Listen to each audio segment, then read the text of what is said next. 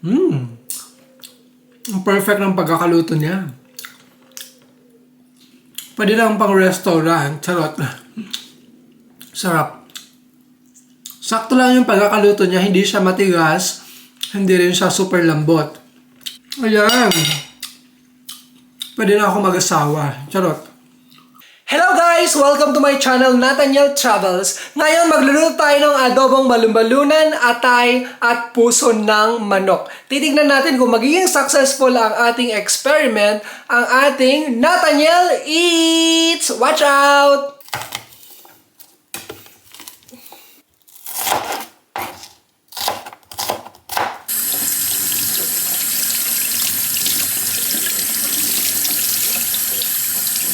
So eto guys, ready na ang ating mga ingredients. Ayan ang ating mga ingredients. So meron tayong ditong balon-balunan. Eto ang atay at saka yung puso ng manok. Ayan, internal organs. Meron din tayong syempre ditong onion, pamintang buo, dahon ng laurel, bawang.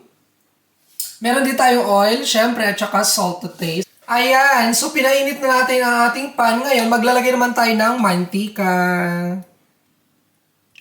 Ayan. Mukhang sobrang mainit na yung ating pan, guys. Ayan. Tapos, ilalagay naman natin ang ating bawang.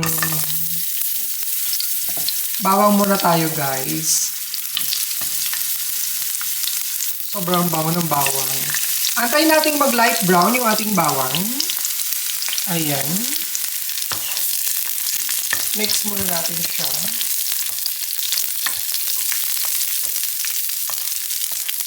Ayan.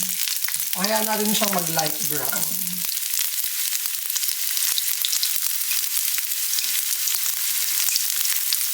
Ayan. Tapos, light brown na ba siya? Hindi pa, no? Ayun, malapit na siya mag-brown. Ilagay naman natin yung ating sibuyas.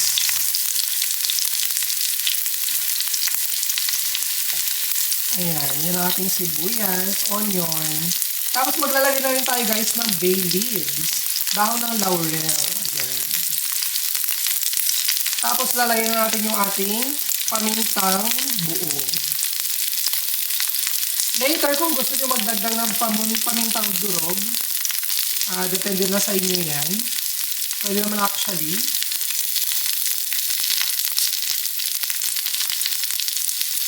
Haloy lang natin siya ng konti. Ayan. Sobrang bango. Naman ko yung bango naman. Parang kayo lang. Ayan.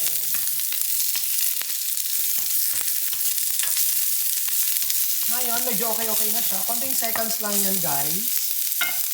Ilalagay na natin ang ating balon-balunan at saka yung atay. Atay at saka yung ating puso ng manok. Ilagay natin.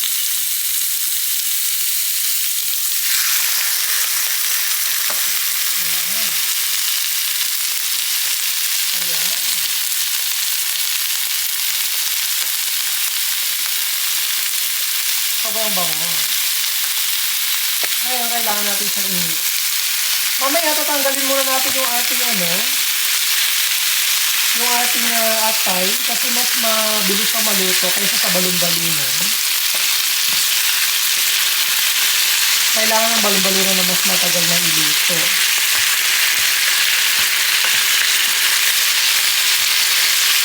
Ayan. Be careful lang kasi yung atay at saka balon-balunan. Kahit kasi yung atay at saka puso, masyado siyang malambot.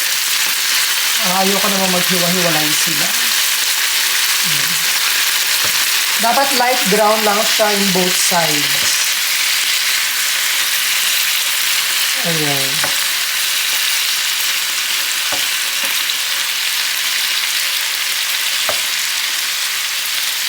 Ayan, ganyan lang. Antayin lang natin siyang mag-light brown.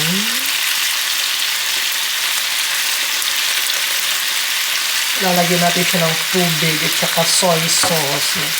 Nasa ingredients pala yun guys, no? Hindi ko nyo nasama. Tubig at saka soy sauce. Ayan.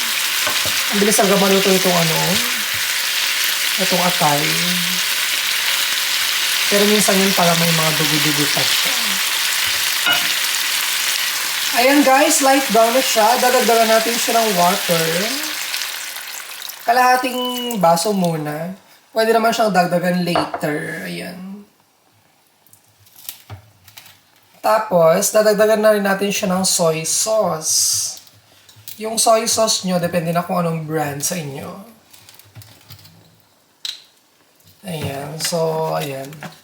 Dagdagan natin siya ng soy sauce. Ayan. Ayan, okay na yan. Tapos, haluin natin.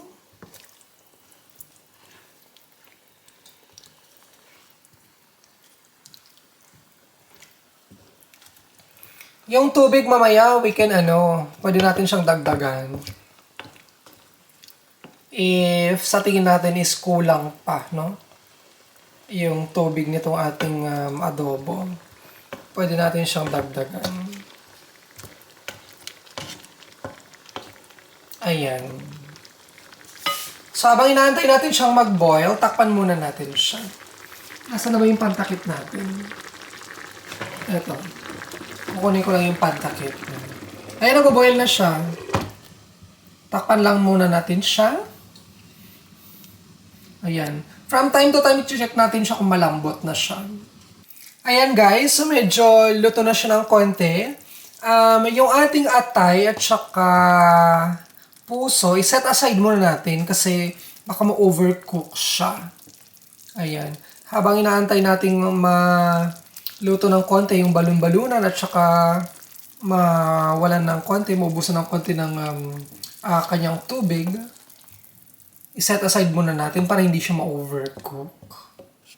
So ayan guys, konti na lang yung tubig niya.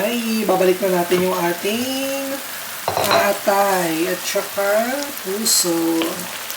Tapos, painitin lang natin siya ng konti and then it's ready to go na. Mas gusto ko actually yung kukunti lang yung sabaw niya. And hindi ko alam pero for me, mas masarap siya. So ayan, ready na tayo guys. Ayan, sobrang luto na ang ating maadobong atay, balon-balunan at puso ng manok. Ayan guys, kakain na tayo. Luto na ang ating adobong balon-balunan at saka atay at puso. Pinartner natin siya ng itlog ng pugo. Of course, hindi tayo pwedeng kakain kung walang rice and we have pineapple juice. Ayan. Let's eat na guys. Ayan guys, ready na tayong kumain. Tikman na natin ating adobo. Tignan natin siya kung masarap siya. Tignan natin. Ayan, masarap nga ba ang ating niluto? Kunti lang actually yung sabaw niya, no? Parang lalagyan natin siya ng sabaw. Ayan, kanin is life. Oh my God. Guys, kain tayo. Ang sarap ng sabaw niya. Ang sarap pala.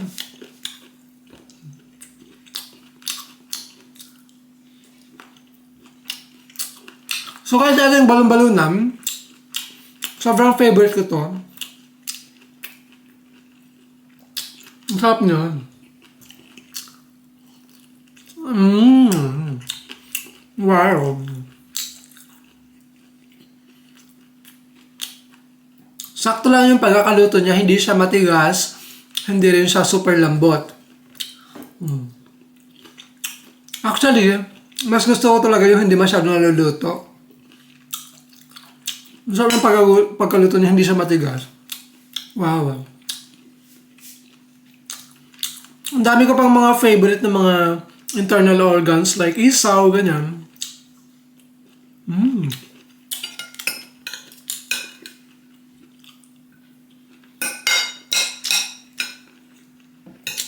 Ayan. Pwede na ako mag-asawa. Charot. Masarap.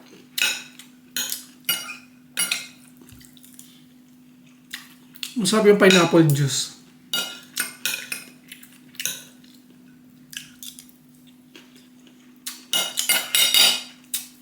Harap ng adobong balon-balunan. Ito naman guys, ang adobong puso ng manok at saka itong liver or yung atay. Itong malaki, ito yung atay. Try muna natin to.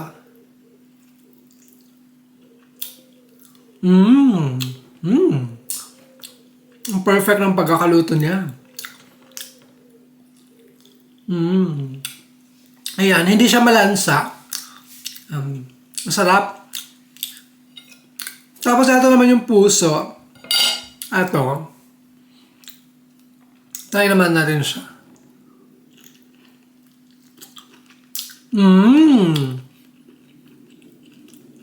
Ang bongga. Pwede. Pwede lang pang restaurant. Charot. Sarap.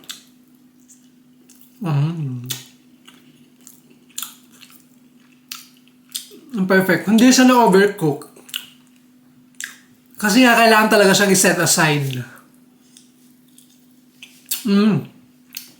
Habang niluluto yung balon-balunan, kailangan mo na siyang tinatabi. Para hindi siya magkadurog-durog. Ayan.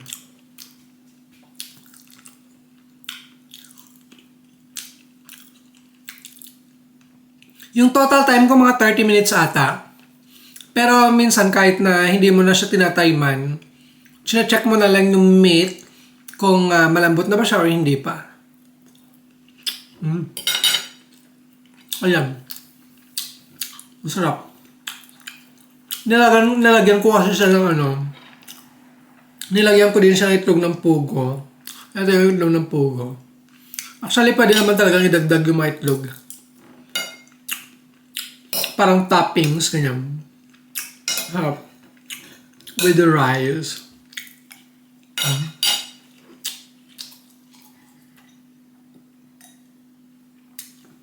Perfect. So, ayan guys. Kain muna ako. Ayan. Maraming salamat sa panood ng aking video. Sana i-continue pa rin yung i-support ang aking channel, Nathaniel Travels. Papunta na siya sa Nathaniel Eats. Nathaniel Foods. Ganyan. So, paki-share na lang, paki-subscribe kung hindi pa kayo nag-subscribe, pa-share yung ating video, at saka sana maikwento na rin nyo sa inyong mga friends kung paano gumawa ng adobong atay-atay, balon-balunan at saka puso ng manok. Sobrang the best siya. Bye!